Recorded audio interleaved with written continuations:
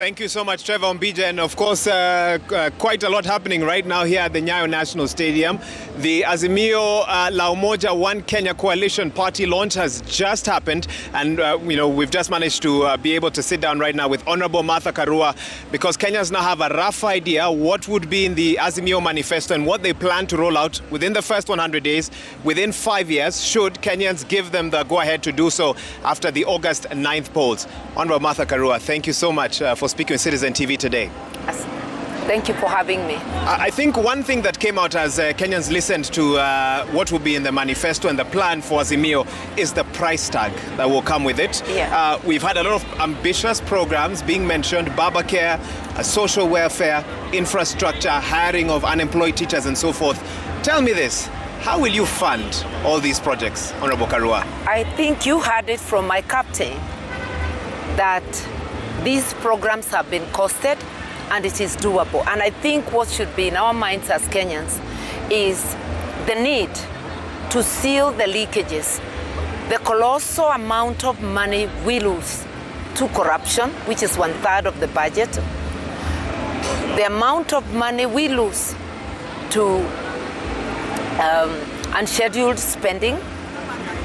The amount of money we lose by misuse and abuse of public resources. These programs are doable. And when we fight corruption and close the leakages, the economy will also grow. So it's not that the economy is going to be static at where it is. There will be growth.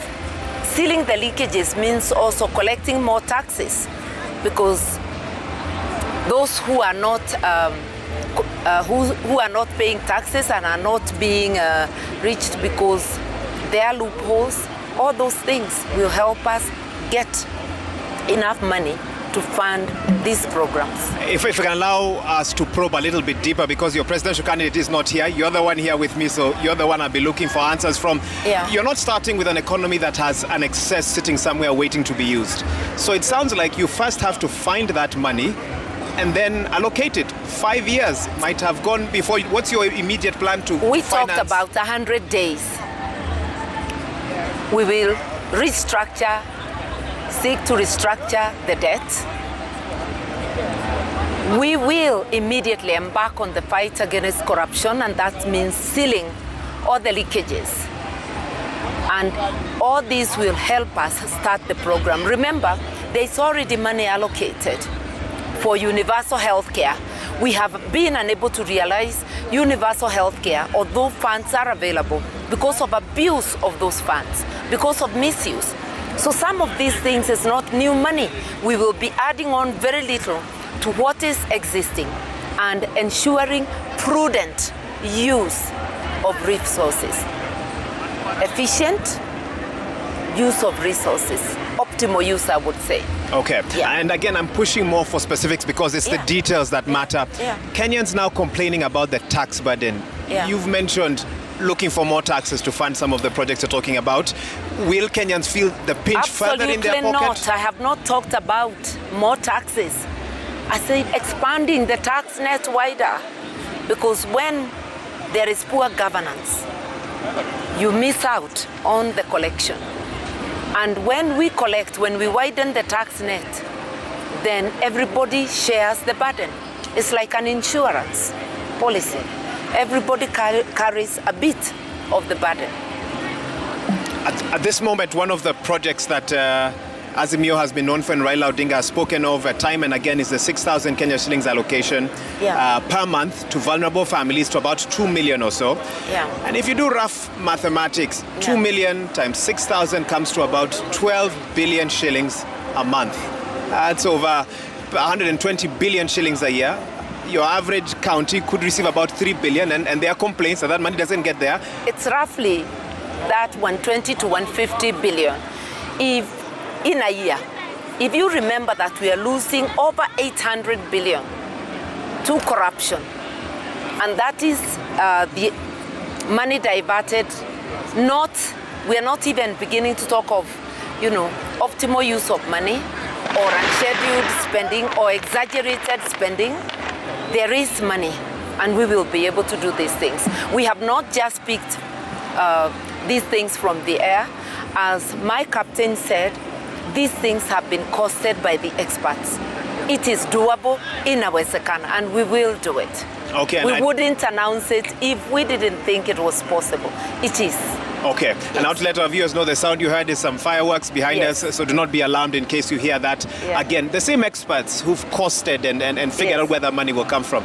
How will you identify these 2 million vulnerable families? We already have cash transfer programs that many say have been shrouded by controversy and corruption. Do you know where these 2 million vulnerable Kenyans are? Let's begin with the cash transfer programs. It works, and especially to the elderly, because I know my mother receives her share. The only complaint I have heard about the cash transfer is that they stopped registering. For the last 2 years, they have not registered people who attained 70.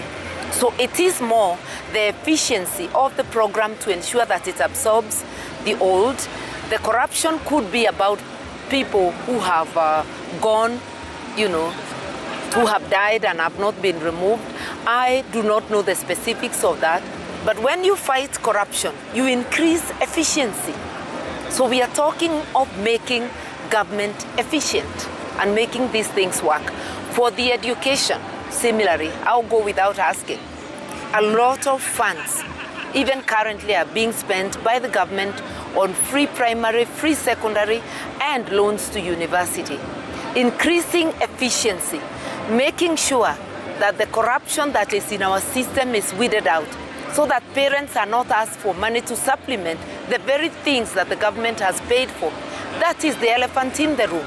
Fighting corruption and increasing efficiency in government. When your manifesto mentions administrative continuity, carrying on with projects that the previous administration had committed to, projects that are cash intensive, projects that Kenyans have borrowed to fund, how will you balance that with the projects that you also want to start as well with a very limited purse? Let me first say this. Any project a government, whether county or national, has invested in, that's our hard-earned money. If those projects are not finished so that we can utilize them, we are actually borrowing money. And this is something we have to debate here in this country, and even if necessary, find a law or policy on. So you disagree with those who say that we should halt? We cannot. There are some you can halt, not abandon, and you can prioritize them for the next cycle, but they must be finished. Otherwise, making them white elephants. And around the country, you see projects that are more than 20 years abandoned. I don't think any serious administration would fail to look into that. So it's a question of prioritizing. How do we carry them along while fulfilling our commitments to Kenyans? We will be able to do that. It just takes prudent plan and prudence in use of resources and planning and getting the priorities right. Okay, as I mentioned, you'll be hearing that as we carry on with the interview. I hope we're getting some of those pictures. Beautiful, they can see them. That is beautiful. Azimio Deputy President candidate, Honorable Martha Karua, just to carry on with this conversation. And of course, we'll be delving into corruption matters shortly, or your anti-corruption strategy. But before that, one last thought on how you'll finance this manifesto. The question of Kenya being in a tight spot, whichever administration takes over after August. The economists tell us, and of course it's obvious knowledge, they are seeking to raise our debt ceiling to 10 billion Kenya shillings. So we don't have much room to play with around there as well. There are payments due in 2023 into 2024 that Kenya will have to pay to begin with. What's your debt strategy?